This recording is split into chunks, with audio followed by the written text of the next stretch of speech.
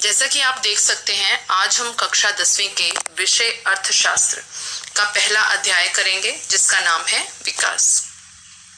विकास का अर्थ। विकास एक सकारात्मक एवं व्यापक शब्द है जो बेहतरी का सूचक है। यह मुख्यतः मनुष्य, समाज, अर्थव्यवस्था एवं राष्ट्र द्वारा निर्धारित किए गए लक्ष्य एवं उद्देश्यों की पूर्ति का प्रतीक है। विकास हमारे वर्तमान को हमारे अतीत से बेहतर दर्शाता है।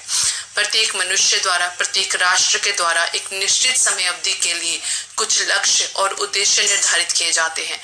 जब हम उन लक्ष्यों, उद्देश्यों की पूर्ति कर पाते हैं, उस स्थिति को हम विकास मानते हैं। विकास के प्रकार। यूं तो विकास कई प्रकार का होता है, लेकिन इसके मुख्य प्रकार निम्नलिखित हैं, जैसे कि मानवीय विकास, सामाजिक विकास, आर्थिक विकास और राष्ट्रीय विकास। मानवीय विकास। मानवीय विकास मनुष्य के जीवन में बेहतरी का सूचक है, जो उसके जीवन स्तर में सुधार एवं मूलभूत आवश्यकताओं की पूर्ति कर पाने के सामर्थ्य को दर्शाता है। एक मनुष्य द्वारा अपने जीवन को बेहतर बनाना उसका पहला उद्देश्य होता है। जब मनुष्य अपने जीवन को बेहतर कर पाता है, अपने जीवन में निर्धारित की गई इच्छाओं की पूर्ति कर पाता है, अपने लक्ष्यों को प्राप्त कर पाता है, अपने जीवन स्तर का सुधार कर लेता है, उस स्थिति को वह मानवीय विकास मानता है। सामाजिक विकास। सामाजिक विकास समाज का विकास होता है। इसमें पहले से बेहतर सामाजिक सहयोग की भावना होती है, सद्भावनाएं होती हैं और सामाजिक सुविधाओं का विस्तार होता है। सामाजिक विकास में आपसी सहयोग की भावना तो बढ़ती ही है, लेकिन इसके साथ साथ बेहतरीन स्वास्थ्य एवं शिक्षण सुविधाएं उपलब्ध होती हैं, परिवहन और संचार की सुविधाएं उपलब्ध होती हैं, पीने के लिए साफ सुथरे पानी की व्यवस्था होती है, बिजली की पूर्ति निरंतर होती है। तो सामाजिक विकास समाज में रहने वाले लोगों की जो बुनियादी जरूरतें होती हैं, जब उन बुनियादी जरूरतों को पूरा किया जाता है, उनके जीवन को सरल और सुगम बनाया जाता है, तो वह सामाजिक विकास का प्रतीक है। आर्थिक विकास। आर्थिक विकास अर्थव्यवस्था के विकास का प्रतीक है, जिसमें देश की उत्पादन की क्षमता बढ़ती है, राष्ट्रीय आय और प्रति व्यक्ति आय में वृद्धि होती है और रोजगार के बेहतरीन अवसर उपलब्ध होते हैं, बेरोजगारी की स्थितियां कम होती हैं, देश में जो आर्थिक समस्याएं होती हैं उनका हल ढूंढा जाता है, उद्योगों का आधुनिकीकरण होता है, कृषि क्षेत्र का विस्तार होता है, सेवा क्षेत्र का विस्तार होता है, जिससे देश में उत्पादन, आय, रोजगार इन तीनों स्तरों में वृद्धि होती है और देश एक अलग विकसित से विकासशील अर्थव्यवस्था की ओर अग्रसर रहता है। राष्ट्रीय विकास। राष्ट्रीय विकास संपूर्ण राष्ट्र के विकास का प्रतीक है, जिसमें सामाजिक, आर्थिक, मानवीय विकास इत्यादि शामिल होते हैं। राष्ट्रीय विकास देश की संपन्नता को दर्शाता है। राष्ट्रीय विकास एक बहुत ही विस्तृत शब्द है, क्योंकि इसमें मानवीय विकास, सामाजिक विकास, आर्थिक विकास, सांस्कृतिक विकास, राजनीतिक विकास सब शामिल होते हैं। और एक राष्ट्र का विकास होना अति आवश्यक होता है, क्योंकि यदि राष्ट्र का विकास होगा तभी अन्य पहलुओं का विस्तार पूर्वक विकास संभव हो सकेगा। विकास की विशेषताएं। विकास की मुख्य विशेषताएं हैं कि विभिन्न लोगों के लिए विकास के लक्ष्य भिन्न होते हैं। जो एक व्यक्ति के लिए विकास है, शायद वह दूसरे व्यक्ति के लिए विनाश भी हो सकता है। विकास का सबसे महत्वपूर्ण अंग है आय, परंतु आय के अतिरिक्त समान व्यवहार, स्वतंत्रता, सुरक्षा, आजादी आदि मिलने की भी लोग इच्छा रखते हैं। तो विकास की विशेषताओं से हम ये समझते हैं कि जो मेरा विकास लक्ष्य है वो जरूरी नहीं मेरे परिवार के अन्य सदस्यों का भी विकास लक्ष्य हो। विकास के लक्ष्य एक व्यक्ति से दूसरे व्यक्ति में भिन्न हो सकते हैं। जैसे परिवार में दो भाई बहन हैं, बहन को अपने भाई की तरह घूमने फिरने की और अपनी इच्छा अनुसार खाना खाने और घर का काम करने की स्वतंत्रता मिल जाएगी, तो वह उसको अपने जीवन में विकास मान लेगी। लेकिन यदि ऐसा नहीं होता तो वह उसके लिए विकास का प्रतीक नहीं है। वहीं भाई के लिए अगर वो शिक्षा के लिए, उच्च शिक्षा प्राप्त करने के लिए यदि विदेश में चला जाए तो वह उसे विकास मानेगा। तो इस तरह से एक परिवार के सदस्यों के, एक समाज और एक राष्ट्र के लोगों के विकास के लक्ष्य भिन्न हो सकते हैं। दूसरा, जो विकास एक व्यक्ति के लिए है वह दूसरे व्यक्ति के लिए विनाश हो सकता है। इसे हम एक उदाहरण द्वारा समझेंगे, जैसे कि बांध का निर्माण। जब बांध का निर्माण कार्य आरंभ किया जाता है तो यह मान लिया जाता है कि इससे सिंचाई की सुविधाओं का विस्तार होगा, बिजली की आपूर्ति होगी, उद्योगों को लाभ होगा, रोजगार के अवसर बढ़ेंगे। लेकिन वह लोग जिनकी जमीनें बाढ़ निर्माण के कारण उस क्षेत्र में आ जाती हैं, जिसकी वजह से उन्हें वह जगह छोड़नी पड़ती है, अपने घर और अपनी जमीनें छोड़नी पड़ती हैं और किसी नई जगह पर जाकर बसना पड़ता है, उन लोगों के लिए ये विकास का प्रतीक नहीं है। ऐसे लोगों के लिए ये विनाश का प्रतीक है। ये रेखा चित्र दर्शाता है कि किस प्रकार से बांध के निर्माण की वजह से लोगों ने एक बहुत व्यापक स्तर पर आंदोलन किया था, जिसे हम नर्मदा बचाओ आंदोलन भी कहते हैं। आय और अन्य लक्ष्य। विकास का अर्थ केवल आय में वृद्धि होना नहीं है, बल्कि आय के अतिरिक्त स्वतंत्रता, समान व्यवहार, आदर, सम्मान इत्यादि इसमें शामिल होते हैं। इसे हम एक उदाहरण द्वारा समझ सकते हैं कि एक व्यक्ति को दो जगह पर रोजगार के अवसर मिल रहे हैं, एक कंपनी ए और एक कंपनी बी। कंपनी ए जो है उसमें उसको आय जो है वो बहुत अधिक मिल रही है, उसका जो मासिक वेतन है वो बहुत अधिक है, लेकिन ये कंपनी उसके घर से बहुत दूर किसी अन्य राज्य में स्थापित है। लेकिन दूसरी कंपनी जो है वो उसके घर के पास है, जहां पर काम का माहौल बहुत अच्छा है, जहां पर जो सदस्य हैं वो बहुत ही सहायक हैं, और लेकिन वेतन पहली कंपनी की तुलना में थोड़ा सा कम है। लेकिन व्यक्ति द्वारा जरूरी नहीं है कि केवल वेतन को ध्यान में रखकर पहली कंपनी की नौकरी को स्वीकार किया जाए, वह कंपनी बी की नौकरी को स्वीकार कर सकता है, जिसमें उसे काम का माहौल अच्छा लग रहा है, जो उसके घर के नजदीक है, जिस नौकरी की वजह से उसे घर परिवार छोड़कर नहीं जाना पड़ेगा, और भले ही वेतन थोड़ा कम होगा लेकिन उसके लिए अन्य कारक भी महत्व रखते हैं। इसलिए केवल आय का बढ़ जाना विकास का प्रतीक नहीं माना जा सकता। आय के अतिरिक्त और बहुत से पहलू होते हैं जिन्हें शामिल किया जाना जरूरी है।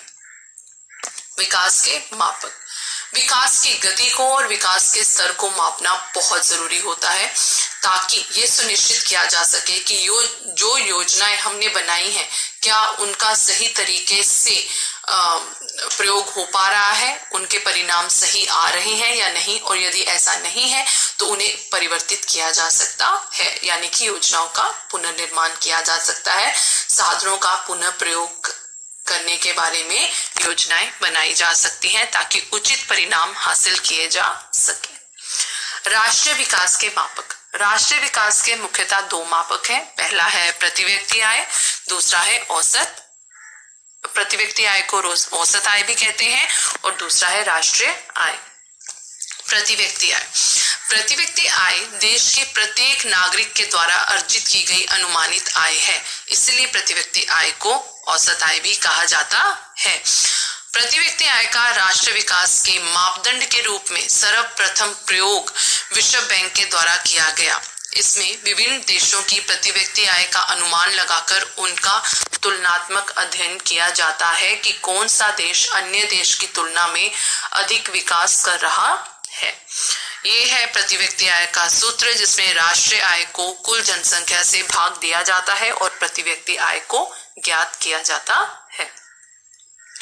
प्रति व्यक्ति आय का महत्व। प्रति व्यक्ति आय का बहुत अधिक महत्व है। प्रति व्यक्ति आय को जानना जरूरी है क्योंकि इससे हम अपने आर्थिक विकास का अनुमान लगा सकते हैं। यदि प्रति व्यक्ति आय बढ़ रही है तो हम ये जान सकते हैं कि देश विकास के पथ की ओर अग्रसर है।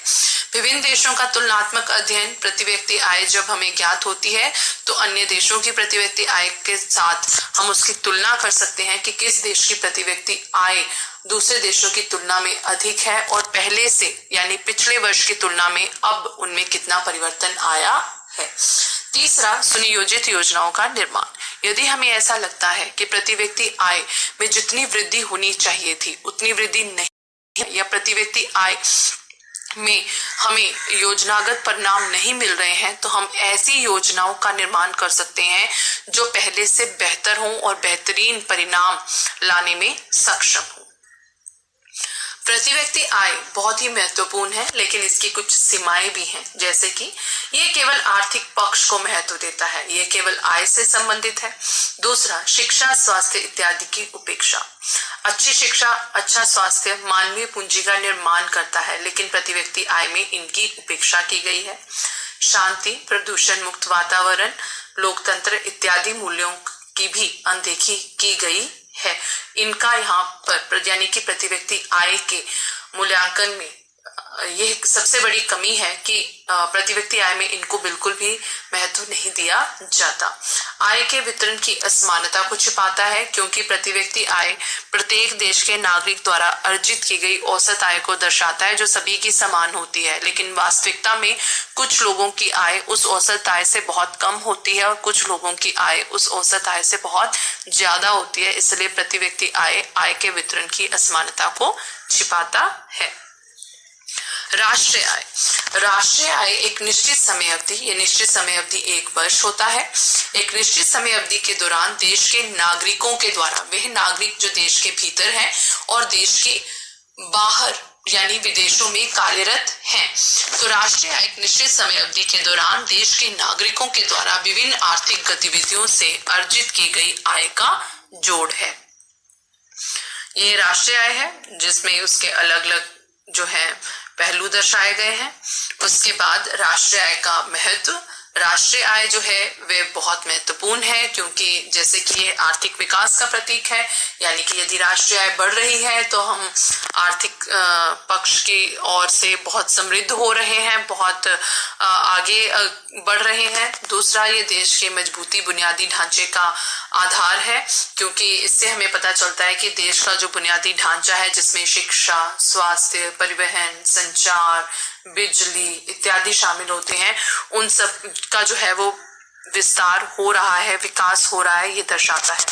उत्पादन और रोजगार के स्तर में बढ़ोतरी का प्रतीक है। प्राथमिक, द्वितीयक और तृतीयक क्षेत्र के विकास का सूचक है। राष्ट्रीय आय की कुछ सीमाएं हैं जो निम्नलिखित हैं। राष्ट्रीय आय का वितरण। सबसे पहली सीमा तो यही है कि राष्ट्रीय आय का वितरण, अगर इसका वितरण समान रूप से होता है तो ये बहुत महत्वपूर्ण है, लेकिन अगर इसका वितरण असमान रूप से होता है तो ये सही नहीं है, इसे विकास का प्रतीक नहीं माना जाएगा। यदि राष्ट्रीय आय का एक हिस्सा, एक बहुत बड़ा हिस्सा एक वर्ग को मिलता है और एक बहुत छोटा सा हिस्सा दूसरे वर्ग को मिलता है, तो हम इसे राष्ट्रीय विकास नहीं मान सकते। ये केवल आय का बढ़ना है, लेकिन विकास का प्रतीक नहीं है। दूसरा, राष्ट्रीय आय का प्रयोग। राष्ट्रीय आय का प्रयोग किन कार्यों में किया जाएगा, यह भी बहुत महत्व रखती है। यदि राष्ट्रीय आय का प्रयोग युद्ध की सामग्री बनाने के लिए, गोला बारूद, अस्त्र शस्त्र बनाने के लिए किया जाएगा तो वह सही नहीं होगा। जबकि दूसरी तरफ राष्ट्रीय आय का प्रयोग यदि बुनियादी ढांचे को मजबूत बनाने के लिए किया जाएगा, जन कल्याण को बढ़ावा देने के लिए किया जाएगा, तो वह राष्ट्रीय विकास का प्रतीक होगा। राष्ट्रीय आय का सृजन स्रोत। यदि राष्ट्रीय आय का सृजन ऐसी गतिविधियों से किया गया है जिसमें मानवीय शोषण और प्राकृतिक संसाधनों का शोषण और अंधाधुंध प्रयोग किया गया हो, तो वह सही नहीं है। लेकिन यदि राष्ट्रीय आय का सृजन ऐसी गतिविधियों से किया गया है जिसमें मानवीय और प्राकृतिक स्वास्थ्य को ध्यान में रखा गया हो, तो वह राष्ट्रीय विकास का प्रतीक है। मानवीय विकास का माप। मानवीय विकास यानी कि मानव के जीवन स्तर में सुधार, मानव की मूलभूत आवश्यकताओं की पूर्ति कर पाने में सक्षमता इत्यादि को जानना अति आवश्यक होता है। मानव विकास सूचकांक एक महत्वपूर्ण मापक है जिसका मानवीय विकास का माप करने के लिए प्रयोग किया जाता है। मानव विकास सूचकांक सिद्धांत का प्रतिपादन पाकिस्तान के प्रसिद्ध अर्थशास्त्री महबूब उल हक के द्वारा किया गया और मानव विकास सूचकांक का प्रकाशन प्रति वर्ष संयुक्त राष्ट्र विकास कार्यक्रम द्वारा किया जाता है। इसमें मानव के जीवन के महत्वपूर्ण पहलुओं को शामिल किया जाता है और उन पहलुओं के आधार पर विकास का माप किया जाता है। मानव विकास के सूचक। मानव विकास में निम्नलिखित 3 सूचकों को शामिल किया जाता है। पहला है शिक्षा, दूसरा स्वास्थ्य और तीसरा प्रति व्यक्ति आय। प्रति व्यक्ति आय के बारे में तो आप पहले ही पढ़ चुके हैं। शिक्षा जो है वे इसमें साक्षरता दर को शामिल किया जाता है, नामांकन अनुपात को शामिल किया जाता है। स्वास्थ्य, इसमें जीवन आशंसा को शामिल किया जाता है। ये मानव विकास सूचकांक के 3 महत्वपूर्ण पहलू हैं। मानव विकास सूचकांक का महत्व। मानव विकास सूचकांक बहुत महत्वपूर्ण है क्योंकि ये हमें बताता है कि मानवीय जीवन का विकास हो पा रहा है, नहीं हो पा रहा, और यदि विकास हो रहा है तो किस गति से हो रहा है, और यदि नहीं हो रहा तो उसके कारण क्या है। मानव विकास सबसे पहले प्रति व्यक्ति आय के माप का माप करता है। दूसरा, ये स्वास्थ्य सुविधाओं की उपलब्धता को दर्शाता है कि एक देश में कितनी बेहतरीन स्वास्थ्य सुविधाएं उपलब्ध हैं। और तीसरा, ये एक देश की साक्षरता की स्थिति को दर्शाता है और नामांकन अनुपात को भी बताता है। तो इससे हमें एक देश की न केवल प्रति व्यक्ति आय के बारे में जानकारी मिलती है, बल्कि उस देश की स्वास्थ्य सुविधाओं और शिक्षा की स्थिति के बारे में भी महत्वपूर्ण जानकारियां प्राप्त होती हैं। सार्वजनिक सुविधाएं। सार्वजनिक सुविधाएं बहुत महत्वपूर्ण होती हैं। ये एक देश की सरकार के द्वारा देश के समस्त नागरिकों को उपलब्ध करवाई जाती हैं। इन सुविधाओं का स्वामित्व, प्रबंधन, नियंत्रण इत्यादि सरकार के हाथ में होता है। जैसे कि आप इसमें देख सकते हैं, इसमें स्कूल है, हॉस्पिटल है, वाटर सप्लाई है, प्लेग्राउंड है, ट्रांसपोर्ट है, पुलिस स्टेशन है। ये सब जो है वो सार्वजनिक सुविधाओं का ही एक उदाहरण है। सार्वजनिक सुविधाओं का महत्व। सार्वजनिक सुविधाओं के माध्यम से जो जन कल्याण का कार्य है वो कर पाना संभव हो पाता है। लोगों की बुनियादी जरूरतों को पूरा करना सार्वजनिक सुविधाओं का एक महत्वपूर्ण लक्ष्य है। जैसे कि सार्वजनिक वितरण प्रणाली, इसमें जो वर्ग अति निर्धन होता है, जो अपनी मूलभूत आवश्यकताएं जैसे कि खाना इत्यादि को कमा पाने में सक्षम नहीं हो पाता, ऐसे लोगों को बहुत ही सस्ते कीमतों पर अनाज उपलब्ध करवाया जाता है ताकि वो भूखमरी और कुपोषण का शिकार ना हो। बुनियादी आवश्यकताओं की पूर्ति। सामाजिक सुविधाएं लोगों की बुनियादी आवश्यकताओं की पूर्ति करने में सहायक होती हैं, जैसे कि उन्हें कम कीमतों पर अच्छी स्वास्थ्य सुविधाएं उपलब्ध करवाना और उन्हें अच्छी शिक्षा के अवसर उपलब्ध करवाना इत्यादि इसमें शामिल किया जा सकता है। कमजोर वर्ग की सहायता, ये मुख्यतः बनाई तो देश के सभी नागरिकों के लिए जाती है, लेकिन इसमें मुख्यतः जो मुख्य केंद्र बिंदु होता है वो देश का कमजोर वर्ग होता है, जो आर्थिक पक्ष से कमजोर होते हैं, जिनके पास धन का अभाव होता है। और ये सुविधाएं देश के सभी नागरिकों के लिए उपलब्ध होती हैं। किसी के साथ किसी भी तरह का कोई भेदभाव नहीं किया जाता। सतत पोषणीय विकास। सतत पोषणीय विकास वर्तमान की सबसे महत्वपूर्ण आवश्यकता है। सतत पोषणीय विकास संसाधनों का इस प्रकार से वितरण करता है और इस प्रकार से प्रयोग सुनिश्चित करता है जिससे वर्तमान पीढ़ी एवं भावी पीढ़ी दोनों के लिए संसाधनों की उपलब्धता को सुनिश्चित किया जा सके। सतत पोषणीय विकास की आवश्यकता। सतत पोषणीय विकास बहुत जरूरी है क्योंकि भूमिगत जल स्तर का निरंतर जो स्तर है वो गिरता जा रहा है, निरंतर गिरावट होती जा रही है। इसके कई कारण हैं, जैसे कि आधुनिक कृषि का प्रयोग होना, जिससे भूमिगत जल का जो प्रयोग है वो निरंतर होता जा रहा है। ट्यूबवेल, कुएं इत्यादि का इस्तेमाल पहले की तुलना में बढ़ता जा रहा है। प्राकृतिक संसाधनों का अंधाधुंध प्रयोग। हम प्राकृतिक संसाधनों का बहुत अंधाधुंध तरीके से प्रयोग कर रहे हैं, अति उपयोग कर रहे हैं, जिससे कि वो खत्म होने की कगार पर पहुंच चुके हैं। बढ़ती हुई जनसंख्या और शहरीकरण। जनसंख्या निरंतर बढ़ती जा रही है, शहरों का विस्तार होता जा रहा है, कृषि अधीन क्षेत्र बढ़ते जा रहे हैं, पेड़ों की निरंतर कटाई हो रही है। परिणाम स्वरूप जलवायु परिवर्तन की समस्या भी उत्पन्न हो चुकी है, जिसमें धरती का तापमान निरंतर बढ़ रहा है। ओजोन परत में जो छिद्र है उसका जो आकार है वो बढ़ता जा रहा है। तो इस तरह से सतत पोषणीय विकास बहुत महत्वपूर्ण है, क्योंकि अनेक प्रकार की समस्याएं हैं और उनके बहुत से कारण हैं जिनका समाधान करना बहुत जरूरी है। ये है सस्टेनेबल डेवलपमेंट गोल्स, जिन्हें हम सतत पोषणीय विकास उद्देश्य बोल सकते हैं। इसमें आप देख सकते हैं 17 उद्देश्य हैं। यह संयुक्त राष्ट्र द्वारा सितंबर 2015 में अपनाया गया है, जिसे अगले 15 वर्षों में हासिल करना जरूरी है। संयुक्त राष्ट्र संघ के सभी सदस्य देशों ने इसके लिए अपनी सहमति दर्ज की है और सभी देश इन सतत विकास लक्ष्यों को प्राप्त करने के लिए प्रयासरत हैं। इसमें केवल आर्थिक पक्ष को नहीं लिया गया है, इसमें मानवीय, सामाजिक, सभी पहलुओं को शामिल किया गया है।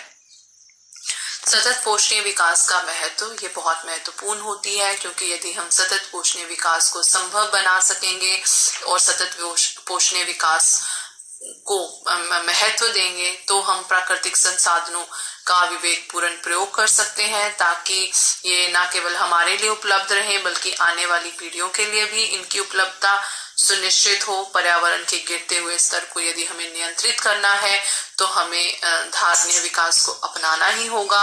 ये न केवल सामाजिक विकास बल्कि आर्थिक कल्याण को भी दर्शाता है और इसमें नवीकरणीय संसाधन जिनका पुनः प्रयोग किया जा सकता है, जिनका पुनर्निर्माण संभव है, इनके प्रयोग पर बल दिया जाता है, इसलिए ये बहुत महत्वपूर्ण है।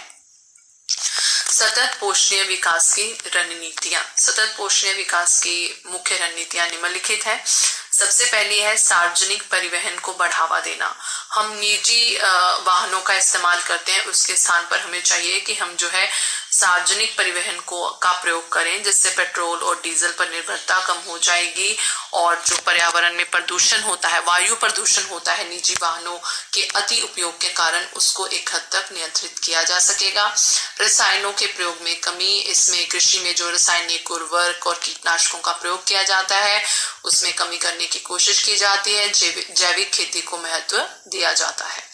नवीकरणीय संसाधनों का अधिक प्रयोग किया जाता है, जिसमें सौर ऊर्जा आती है, सौर ऊर्जा आती है, वायु ऊर्जा आती है, इत्यादि अनेक प्रकार की ऊर्जा होती है, जिससे जो है संसाधनों की पूर्ति को जो है वो एक लंबी समय अवधि के लिए सुनिश्चित किया जा सकता है, जबकि अनवीकरणीय संसाधनों की स्थिति में ऐसा संभव नहीं है, क्योंकि उनका एक बार प्रयोग करने के बाद उनका पुनः प्रयोग नहीं किया जा सकता और यदि वो समाप्त हो जाएं तो उनका पुनर्निर्माण संभव नहीं है।